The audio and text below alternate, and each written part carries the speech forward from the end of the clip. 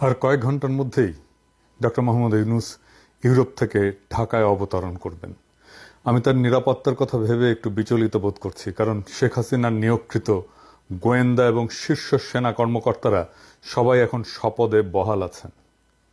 এই লোকগুলো যে শুধু স্বৈরাচারী শেখ হাসিনার প্রতি সহানুভূতিশীল তাই নয়, একই সাথে এরা ইন্ডিয়ার খুবই অনুগত এবং বিশ্বস্ত অনুচর। বাংলাদেশ সেনাবাহিনীর সাথে সার্বক্ষণিক যোগাযোগ রয়েছে, এই বাক্যটি দেশটির পররাষ্ট্রমন্ত্রী জয়শঙ্কর সেই জন্যেই আস্থার সাথে বলতে পেরেছেন। ডিজিএফআই এর মহাপরিচালক মেজর জেনারেল হামিদ একজন খুবই ধূর্ত, নিষ্ঠুর, দুর্নীতিবাজ অফিসার। বিগত ৩ সপ্তাহ জুড়ে স্বৈরাচারী শেখ হাসিনা দেশের মানুষের উপরে যে হত্যাকাণ্ড চালিয়েছিল তার অন্যতম পরিকল্পনাকারী, উদ্যোক্তা এবং নির্দেশদাতা ছিলেন এই মেজর জেনারেল হামিদ। পতিত স্বৈরাচারের এত বড় দোসর